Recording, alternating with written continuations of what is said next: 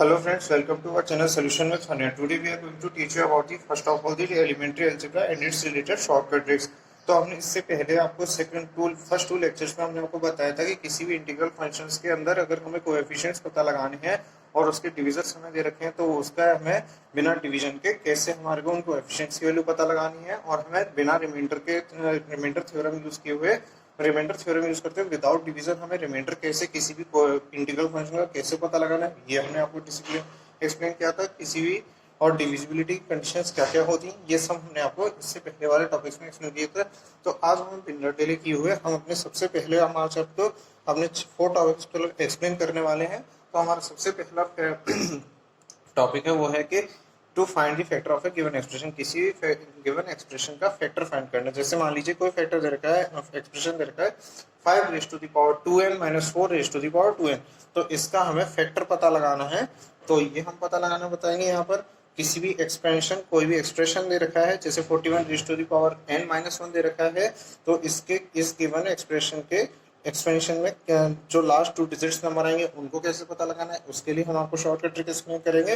और third trick होगा हमारा find the number that should be added और subtracted to a given integral function to make it exactly divisible by given divisor.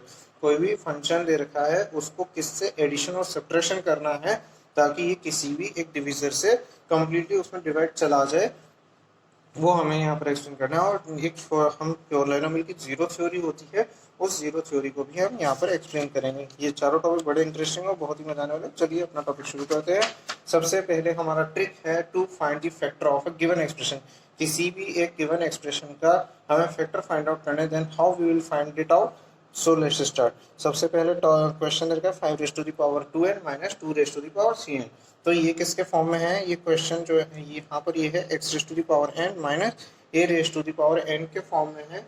तो अब हमें पता लगाना होगा कि इसका फैक्टर क्या होगा। तो इसको फैक्टर को पता लगाने के लिए हमारे पास में सबसे पहले हमारे पास में एक फॉर्मूला होता है कि x raise to the power n जो है वो minus a raise to the power n है, उसमें कम्प्लीटली किसका डिवाइड जाता है? x माइनस a का डिवाइड जाता है। इसका डिविजर कौन है? x minus a। तो जब चाहे n आइदर ऑड हो या इवन हो, n चाहे ऑड हो या इवन हो, तो उसमें x raise to the power n minus a raise to the power n का डिवाइड जाता ही जाता है। x की वैल्यू हमने मान लीजिए यहाँ पर हो गई। अब 5 का स्क्वायर कर लेंगे और n को बाहर रख देंगे, 2 का क्यूब रख देंगे और उसको n को बाहर रख देंगे। इसका स्क्वायर 25 हो जाएगा और इसका क्यूब 8 हो जाएगा। और हमें ये पता है कि यहाँ पर x की जगह पर क्या रखा हुआ है? 25 रखा हुआ है और a की जगह पर क्या रखा हुआ है? 8 रखा हुआ है। तो डिविजर क्या हो जाएगा? x माइनस a हो जाएगा। डिविजर क्या हो जाएगा? x माइनस a हो जाएगा। तो डिविजर की वैल्यू आ जाएगी 25 माइनस 8 हो जाएगा और वैल्यू क्या आ जाएगी? 17 आ जाएगी। तो यानी कि 17 ही वो फैक्टर है किसका? 5 raise to the power 2n minus 3 raise to the power 2n का। ठीक है। अब हम अपने नेक्स्ट क्वेश्चन की तरफ चलते हैं जिसमें थोड़ा सा ऐसे लगता है कि ये इसमें n की वैल्यू तो है ही नहीं। अब यहाँ पर लिखा हुआ है 41 raise to the power n minus 1। तो 1 के ऊपर चाहे कोई पावर हो ना हो, हम उसको रख ही देते हैं। 1 के ऊपर कुछ भी पावर रखो, वैल्यू हमेशा क्या आनी है? 1 ही आनी है। जहाँ पर n क्या है? एक पॉजिटिव इंटीजर है। n क्या है? एक पॉजिटिव इंटीजर है। तो इसके एक्सपेंशन के लास्ट डिजिट में क्या वैल्यू आएगी वो हमें पता लगाना है। लास्ट डिजिट 41 के पावर n में क्या आती है? 1 आती है। 41 का स्क्वायर करके देखो तो क्या आता है? 1681 आता है। तो इसकी वैल्यू तो हमेशा फिक्स है कि लास्ट में 41 का स्क्वायर करो चाहे 41 का क्यूब करो, वैल्यू हमेशा क्या आनी है? 1 ही आनी है। क्यूब भी करके देख लोगे तो भी 1 ही आएगी क्योंकि उसके लास्ट में 1 है। तो 1681 माइनस 1 आया, तो यहाँ जैसे 1680 आई हमारे पास में स्क्वायर करने पे वैल्यू। n की वैल्यू इवन भी हो सकती है और n की वैल्यू ऑड भी हो सकती है। यही फॉर्मूला है x raise to the power n minus n, x minus a से हमेशा डिवाइड जाएगा, चाहे n चाहे ऑड हो चाहे इवन हो। तो अब हमें लास्ट डिजिट को पता लगाना है एक्सपेंशन की में। तो क्या करेंगे? 41 में से 1 को सब्ट्रैक्ट कर देंगे। x माइनस से होता है ना फॉर्मूला। x की वैल्यू क्या रखी हुई है? 41 है और n a की वैल्यू क्या है? 1 है।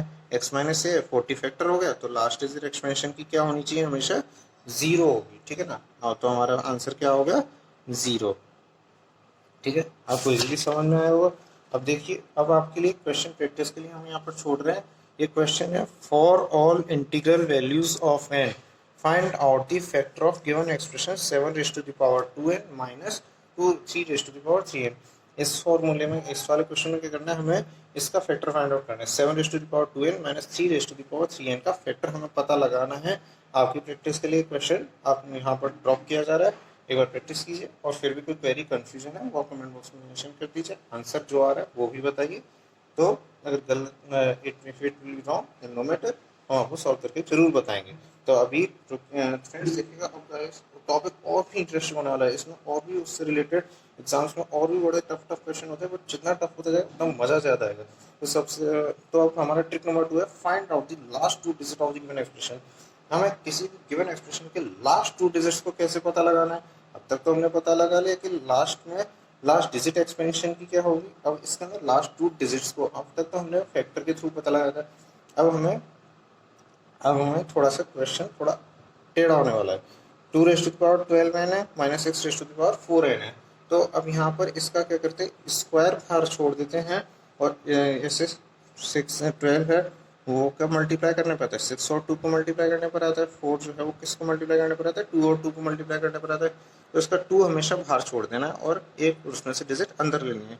जैसे 6 है इसको अंदर ले लेना है, 2 की पावर n बाहर छोड़ देनी है। 2 जो है वो हमें अंदर ले लेना है और 2 की पावर n बाहर छोड़ देनी है, यानी 2 × 2 4 होता है तो 2 को अंदर ले लिया, 6 × 2 12 होता है तो 6 अंदर लिया, 2 की पावर 6 जो है वो क्या हो जाएगा 64 rest to the power 2n हो जाएगा, 6 का स्क्वायर जो है वो 36 हो जाएगा, 36 rest to the power 2n हो जाएगा। अब हमने एक फॉर्मूला पढ़ा था कि कंडीशन ये थी x raise to the power n जो है वो x प्लस a से तभी डिविजिबल होगा जब n जो है वो क्या होगा इवन होगा। अब यहाँ पर n की जगह पर क्या रखा हुआ है 2n रखा हुआ है, तो यहाँ पर ये इवन ही है क्योंकि n की जगह कुछ भी रख दो, n की जगह कुछ भी रख दो इसकी वैल्यू हमेशा इवन हो जाएगी, क्या हो जाएगी इवन हो जाएगी। तो इसके लास्ट टू डिजिट्स के एक्सपेंशन की क्या होनी चाहिए, दोनों जीरो ही होनी चाहिए। कैसे देखो, अब x की वैल्यू क्या रखी हुई है यहाँ पर 64 है, x की वैल्यू 64 है और a की वैल्यू क्या है 36 है। एक्सपेंशन फॉर्मेट यही है ना, x raise to the power n minus a raise to the power n। तो x की वैल्यू 64, a की वैल्यू 36, तो x प्लस a हो जाएगा, x 64 है, a 36 है, x प्लस a जो क्या हो जाएगा 100 हो जाएगा। तो 100 जो है वो गिवन एक्सप्रेशन का फैक्टर हो जाएगा, ठीक है। 100 जो है is the factor of the above expression, 100 जो है वो इस एक्सप्रेशन का फैक्टर हो जाएगा, ठीक है। हमारे पास में ये फैक्टर आ गया और इसके फैक्टर के लास्ट टू डिजिट्स क्या आए हैं 100 के 2 जीरोस आए, तो लास्ट टू डिजिट्स क्या आए एक्सप्रेशन के 2 जीरो ही होने चाहिए हमेशा, ठीक है। तो ये इजीली कैलकुलेट हो गया। अब हमें अपना ट्रिक नंबर 3 पता करना है। ट्रिक नंबर 3 में क्या है कि व्हाट सब नंबर टू बी एडेड और subtracted to make integral function exactly divisible by a given divisor। एक इंटीग्रल फंक्शन दे रखा है, उसके अंदर हमें कौन सा नंबर ऐड या सब्ट्रैक्ट करना है ताकि ये उससे एग्जैक्टली डिविजिबल हो जाए। नंबर टू बी एडेड और subtracted to make an integral function exactly divisible by given divisor. तो हमें ये पता करने के लिए क्या करना होगा, सपोज यहाँ एक इंटीग्रल फंक्शन दे रखा है 27x³ minus 9x² minus 6x minus 5। Integral function क्या देगा 27x³ minus 9x² minus 6x minus 5। इसको हमें किससे एग्जैक्टली डिविजिबल बनाना है 3x माइनस 1 से। तो सबसे पहले हमें क्या करना होगा, रूल ऑफ रिमाइंडर यूज करेंगे। रूल ऑफ रिमाइंडर का मतलब होता है जो डिविजर है वो 3x माइनस 1 जो है डिविजर, जो रूल ऑफ रिमाइंडर के अकॉर्डिंग ये डिविजर है 3x माइनस 1 वो हमेशा जीरो के इक्वल होगा। क्या होगा, किसके इक्वल होगा, जीरो के इक्वल होगा। 3x माइनस 1 जीरो के इक्वल होगा, तो x की वैल्यू क्या आएगी हमारे पास में 1/3। What will be the value obtained by us will be x equals to 1/3। तो रिमाइंडर पता करने के लिए हम क्या करेंगे 27x³ minus 9x² minus 6x minus 5 दे रखा है हमारे पास में। अब हम रूल ऑफ रिमाइंडर से अब इसका क्या करेंगे, सबसे पहले रिमाइंडर फाइंड आउट करेंगे। क्या करेंगे, उस नंबर को पता लगाने के लिए हमें क्या करना होगा, हमें सिंपली रिमाइंडर फाइंड आउट करना है और कुछ नहीं करना, रिमाइंडर फाइंड आउट करना है। रिमाइंडर फाइंड आउट करने के लिए एक्स की वैल्यू हमारे पास में क्या आई है 1/3 आई है रूल ऑफ रिमाइंडर से। अब उस एक्स की वैल्यू 1/3 को इस कॉम्प्लेक्स इंटीग्रल फंक्शन में सब्स्टिट्यूट कर देना है। एक्स की जगह 1/3, जहाँ जहाँ एक्स है वहाँ वहाँ 1/3 रख देंगे। सॉल्व करेंगे 27/27 माइनस 9/9 माइनस 2 माइनस 5। 27 से 27 कैंसिल आउट हुआ 1 आया, 9 से 9 कैंसिल आउट हुआ 1 आया, -2 और -5 को ऐड करने पे क्या आएगा -7। सेम साइन के डिजिट्स हैं, 1 से 1 कैंसिल आउट हुआ -7 आंसर आ गया। Then -7 is the digit that should be subtracted from 27x³ minus 9x² minus 5x minus 6x minus 5 to make it exactly divisible by 3x minus. तो हमें क्या करना, -7 को 27x³ minus 9x² minus 6x minus 5 में से subtract कर देना है ताकि ये 3x माइनस 1 से इसमें कम्प्लीटली डिवाइड चला जाए। अब हम अपने नेक्स्ट क्वेश्चन की तरफ चलते हैं।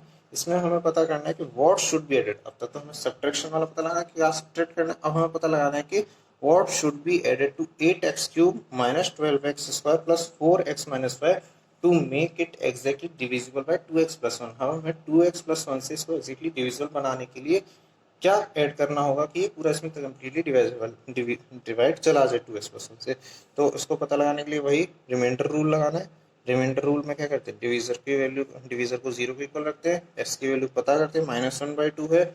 यहाँ क्या लिखा हुआ है, 8x³ minus 12x² plus 4x minus 5 आ गया। एक्स की जगह -1/2 का होल क्यूब माइनस 12 इंटू -1/2 का होल स्क्वायर। जहाँ जहाँ एक्स रखा हुआ है वहाँ वहाँ हम क्या सब्स्टिट्यूट कर देंगे, -1/2 सब्स्टिट्यूट कर देंगे, कैलकुलेट कर देंगे।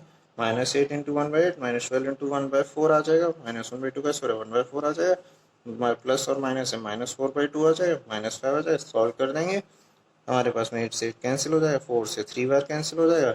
इस तरीके से वैल्यूज आ जाएंगी। एफ ऑफ -1/2 की वैल्यू -4 -7 -11 आ जाएगा नंबर।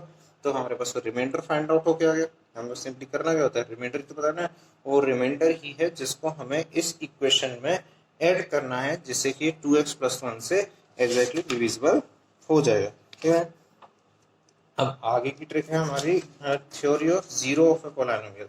ये बहुत इंपॉर्टेंट ट्रिक है, इसको बहुत ध्यान से देखिएगा, बहुत काम आने वाली है कॉम्पिटिटिव एग्जाम्स में। आने वाली तो पहली भी है, बट ये कुछ ज़्यादा थोड़ी सी कॉम्प्लेक्स लगती है, हल्की सी, बट इसका आपको मैं बहुत ईजी मेथड बताने वाला हूँ, तो उससे आपका क्वेश्चन बहुत इजीली सॉल्व आउट हो जाएगा। जैसे इक्वेशन हमारे को दे रखी है, कॉम्प्लेक्स इक्वेशन दे रखी है, f(x) = a0xn plus a1 x raise to the power n minus 1 plus a2 x raise to the power n minus 2 plus dash dash dash up to, क्योंकि एक लिमिट तक जाने के बाद में x की पावर भी क्या हो जाती है, 0 हो जाती है। x की पावर क्या हो जाती है, 0 हो जाती है। तो ये एक पॉलिनोमियल है जिसमें इंटीग्रल कोएफिशिएंट्स हैं, मतलब इंटीग्रेटेड मतलब के बहुत सारे अलग अलग कोएफिशिएंट्स हैं।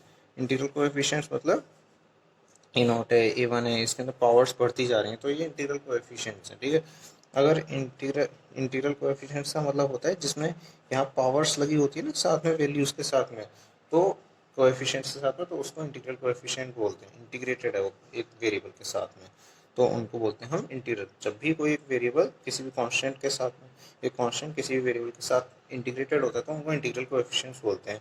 और यहाँ पर मान लिया हमने, if N integer k is a zero polynomial, k एक जीरो पॉलिनोमियल है, तो k is a factor of an। k क्या है, an का फैक्टर होगा। k किसका फैक्टर हो गया, an का फैक्टर हो गया। अब वो हम k फैक्टर कैसे पता लगाएंगे, वही हम आपको यहाँ पर बताने वाले हैं। जैसे मान लीजिए कि क्वेश्चन है y³ minus 2y² plus y plus 4। ये देखो कांस्टेंट वैल्यू है, ये an की जगह पर ही तो रखी है लास्ट में, क्योंकि यहाँ पर y की पावर क्या है, 0। जैसे यहाँ x की पावर 0 थी, वैसे ही यहाँ पर y की पावर 0 क्या है, y की पावर क्या है, 0। जैसे क्यूब है, स्क्वायर है, फिर 1 है, फिर लास्ट में कांस्टेंट टर्म आ गई ओनली, y की पावर 0 है, इट मीन्स इसकी वैल्यू 1 होती है, y की पावर 0 है यानी कि 1 है। यानी इसके अंदर फैक्टर क्या हो गया, an की वैल्यू क्या हो गई, 4 हो गई। an की वैल्यू क्या हो गई हमारे पास में, 4 हो गई। k इंटीग्रल 0 पॉलिनोमियल y का, तो k जो है वो a का फैक्टर हो, an का फैक्टर हो। k किसका फैक्टर हो गया, an का, और an क्या है, 4 है। तो k की पॉसिबल वैल्यूज क्या क्या हो सकती हैं, k की वैल्यूज हो सकती हैं 2 -2, क्योंकि इसमें किस किसका डिवाइड जा सकता है, 1 का जा सकता है, -1 का जा सकता है, 2 का जा सकता है, -2 का जा सकता है, 4 का जा सकता है, -4 का जा सकता है। इन सब में से किसी का भी डिवाइड जा सकता है, 1 -1 2 -2 4 और -4 का डिवाइड जा सकता है। तो हमारे पास में 6 वैल्यूज हैं k की। कितनी वैल्यूज हैं, 6 वैल्यूज हैं। तो अब हम क्या करेंगे, इन एक एक वैल्यू को सब्स्टिट्यूट करके देख लेते हैं, तो हमें पता चलेगा कि जैसे 1 सब्स्टिट्यूट करने पर क्या होगा, y³ minus 2y² plus y plus 4। इसमें हमने सब्स्टिट्यूट करा तो f1 को, तो ये 4 के इक्वल वैल्यू आई f(1) की, तो ये इसका 0 नहीं है, ये इसका 0 नहीं है।